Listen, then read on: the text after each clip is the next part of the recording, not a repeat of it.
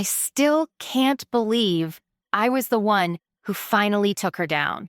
You know that one coworker everyone hates, but nobody ever does anything about? That was Stephanie. And this is the story of how I helped get the most toxic employee in our office fired, and how it almost backfired on me. Let me know in the comments if you've ever dealt with something like this. I'd love to hear your story. So, Stephanie. She's hard to describe. If you've ever worked in an office, you know her type. Gorgeous in a way that screams Instagram model. Always in a pencil skirt and sky-high heels, hair perfect, nails perfect, and a personality like sandpaper dipped in battery acid. She would smile to your face, then tell the boss you messed up a report. She'd forget to CC you on emails, then claim you dropped the ball. She once stole an idea I pitched in a meeting word for word, and when I called her out, she just said, "Oh, honey, it's not my fault if you can't articulate your thoughts fast enough." I'm not proud to admit it, but I started keeping a little journal. Every time she sabotaged someone, spread a rumor, screwed someone over, or straight up lied to management, I wrote it down. Names, dates, quotes.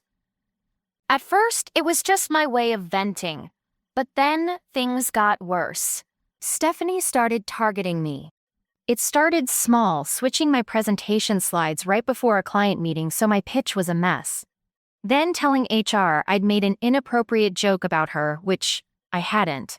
Then she straight up told the new intern that I was under investigation for harassment, which was completely false. That's when I decided enough was enough.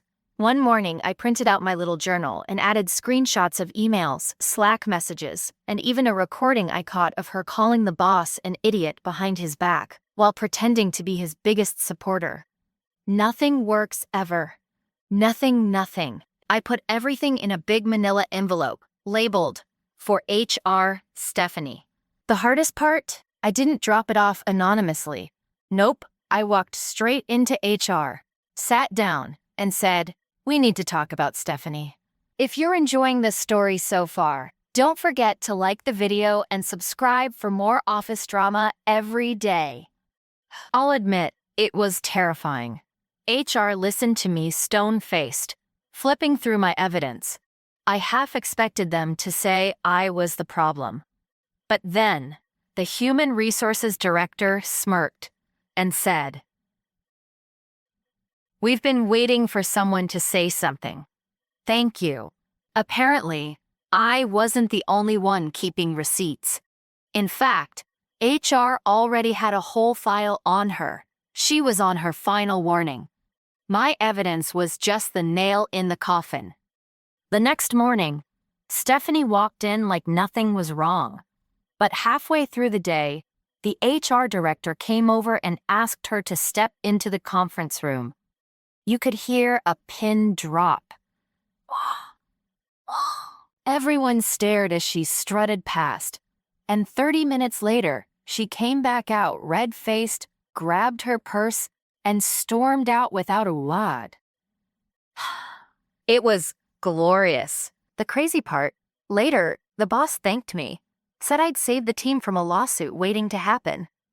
The office has been a completely different place since she left. No more backstabbing, no more drama. But the best part? The next week, HR sent out an email reminding everyone about the anonymous reporting hotline. Guess who started getting extra nice to me after that? Everyone. You can hear more stories like this on the Office Drama Daily YouTube channel.